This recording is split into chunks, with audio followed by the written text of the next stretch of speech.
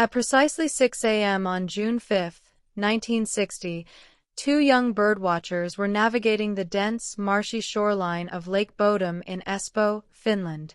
The morning sun was cutting through the birch trees, casting long, eerie shadows across a small peninsula. Through the branches, the boys spotted what appeared to be a collapsed camping tent. As they stepped into the clearing, the peaceful silence of the Finnish wilderness was shattered. Sprawled across the ripped, blood-soaked canvas was an 18-year-old boy, groaning in semi-consciousness, his face completely mutilated by severe bone fractures. Beneath him, trapped inside the flattened ruins of the fabric, lay a scene of clinical carnage, 3 teenagers bludgeoned and stabbed to death. But as the first responding officers arrived, they realized the true horror of the scene lay not in the violence, but in the impossible geometry of the assault. The killer had never unzipped the entrance. The killer had never even stepped foot inside the tent. Every single slash of the knife, every crushing blow from a heavy granite stone, had been delivered blindly from the outside. The victims had been systematically slaughtered while trapped inside a canvas coffin, unable to see their executioner, unable to fight back, and unable to escape. For more than 4 decades, this remained Europe's most baffling, haunting phantom investigation, a crime that defied forensic logic. Then, in the spring of 2004, the Finnish National Bureau of Investigation made a sudden, late-night announcement that paralyzed the nation. They had finally solved the case. They had identified the monster who wielded the stone. And it was the very boy who had survived the bloodbath. If you are fascinated by global true crime told with the depth of a premium documentary, consider subscribing to EnterTheCrime. Because to understand how the sole survivor ended up in handcuffs 44 years later, we have to go back to the very beginning.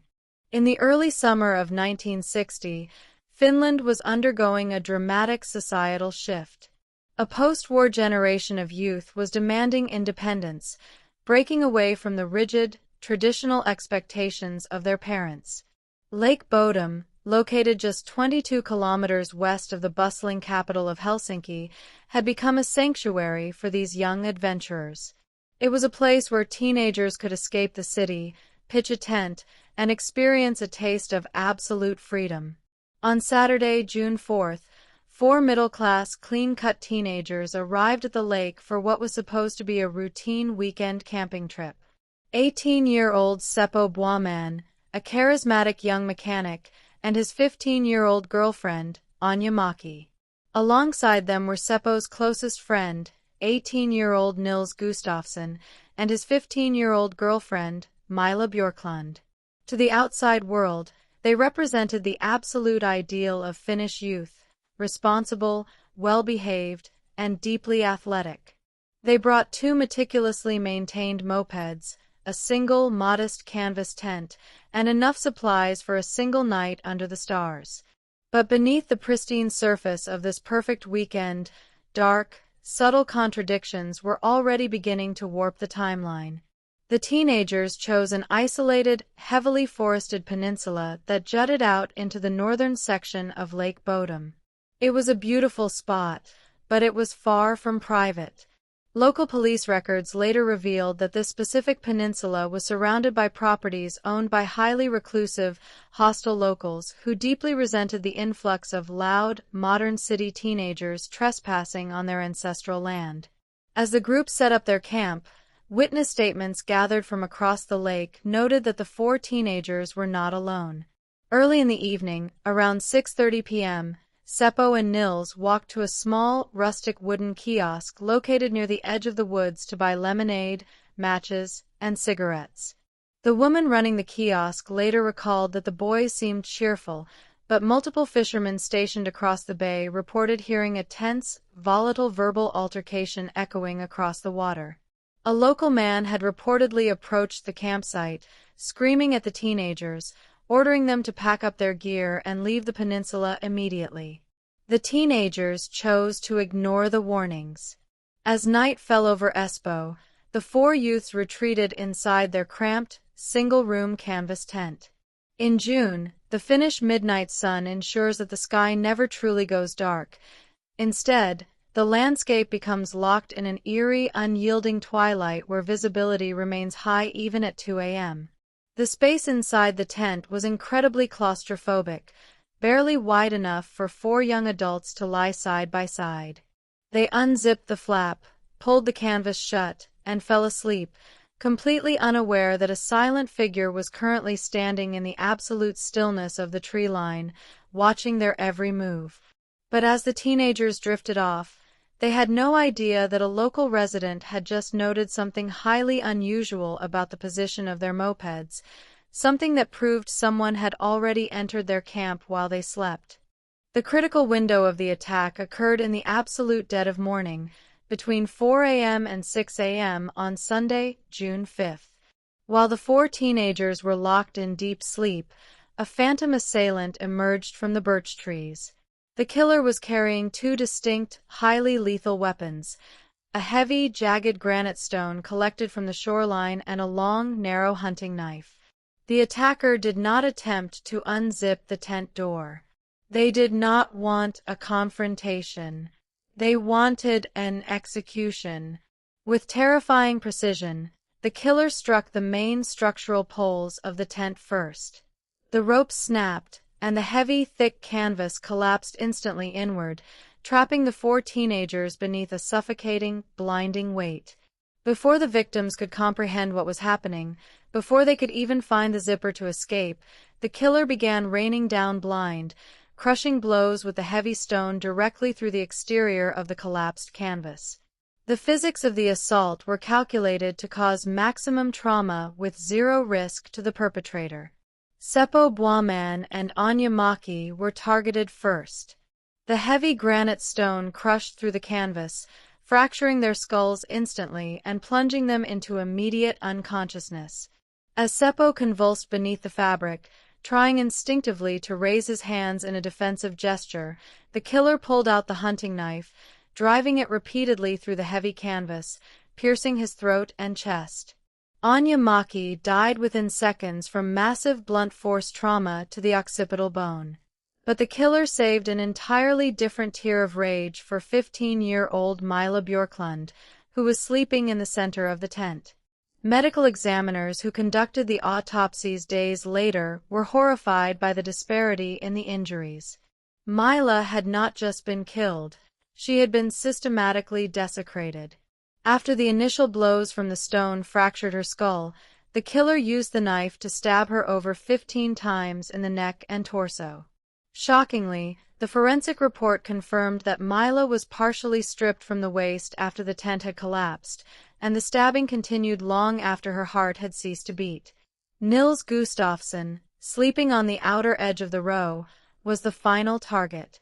The stone caught him across the side of the head, shattering his jaw, breaking his facial bones, and inflicting a deep stab wound to his right forearm before he lost consciousness, slumping over the ruined canvas. Sometime before 5:30 a.m., the slaughter stopped. The killer stood in the bright morning twilight, surrounded by the moans of the dying survivor. Instead of running, the killer exhibited a chilling level of composure. They systematically collected specific items from the bloody debris. They took the victims' wallets, their moped keys, and several items of clothing. Bizarrely, the killer also took the leather shoes belonging to Seppo and Nils. Yet, the 2 expensive mopeds were left completely untouched, leaning against the trees like silent monuments to the horror. The killer bundled the stolen items together and melted back into the dense Finnish forest, leaving Nils Gustafsson to bleed out on top of his dead friends. But as the killer walked away, they made one critical tactical error. A physical trace left behind in the mud that the police wouldn't discover until it was far too late to stop the contamination. At 11 a.m., nearly 6 hours after the attack, a group of local boys walking down to the lake for a swim stumbled upon the wreckage and screamed for help. The local police department was notified immediately. What followed over the next 48 hours is widely regarded by modern criminologists as a textbook masterclass in forensic incompetence. Detectives thought they had their man within the first hour. They assumed the crime was the work of a localized maniac or a transient worker. Because of this immediate tunnel vision, the police failed to perform the most basic duty of a criminal investigation. They did not secure the perimeter.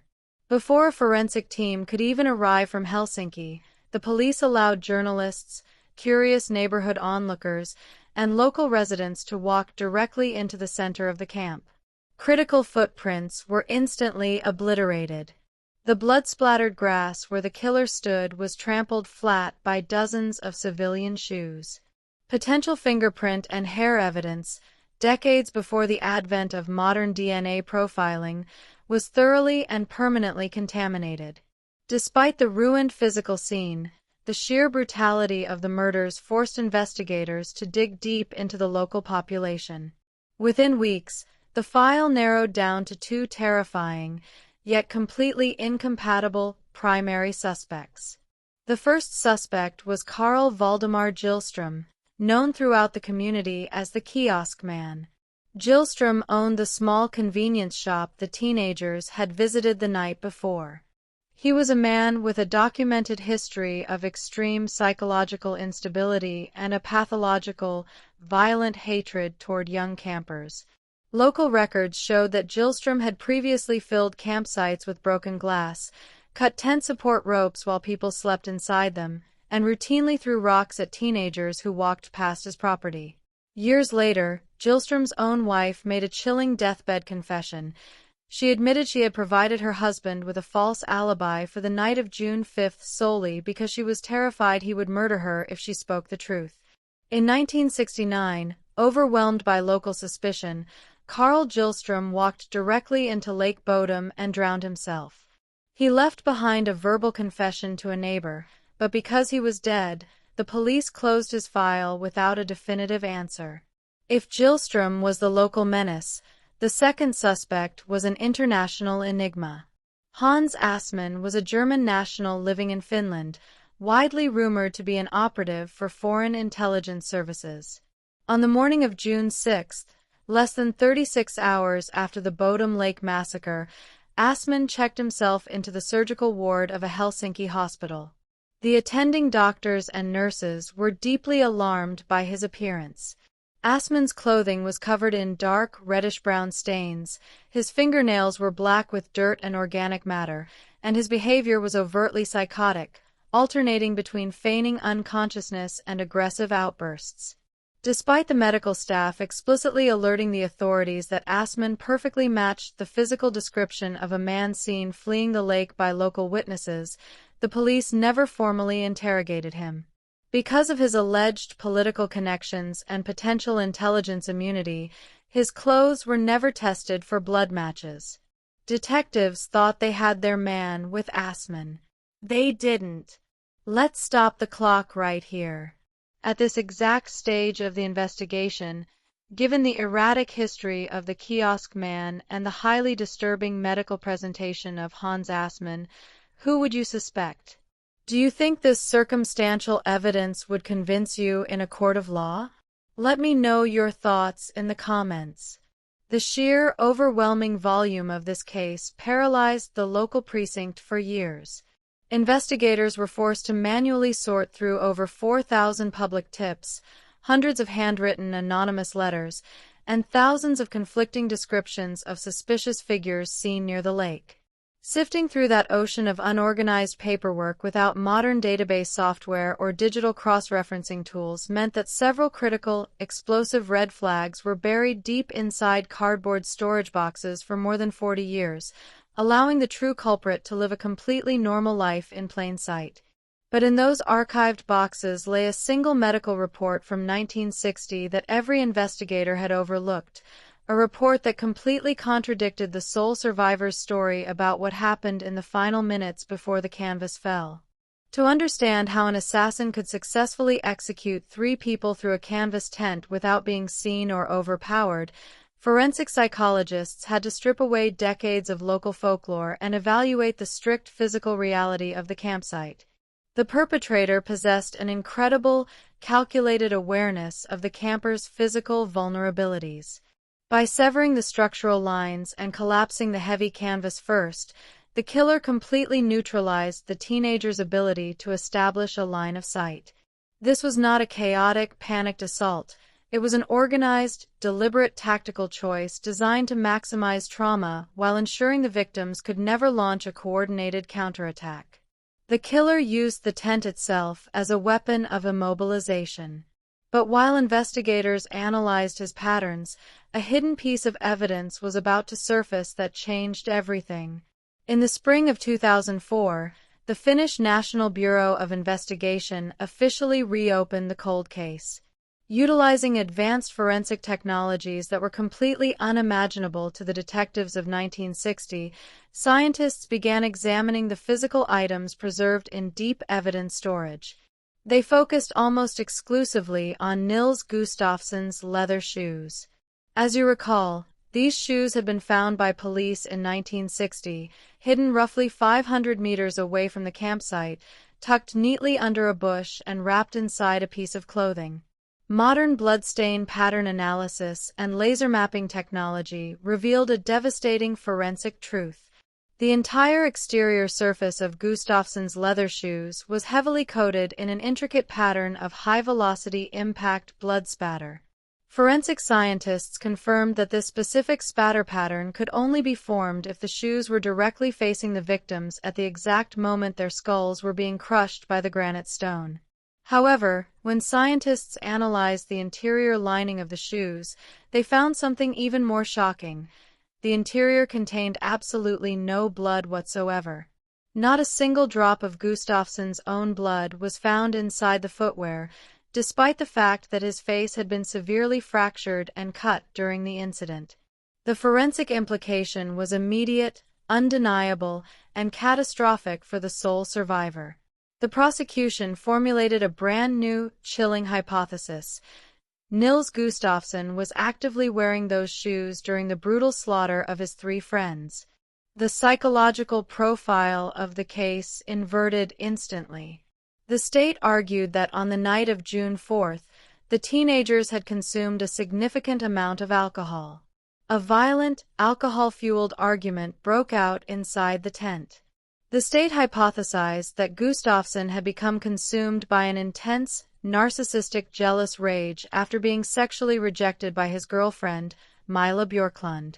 According to the prosecution's official timeline, Gustafsson stepped outside the tent, put on his shoes, grabbed the heavy stone and hunting knife, and systematically slaughtered Seppo, Anya, and Mila through the canvas.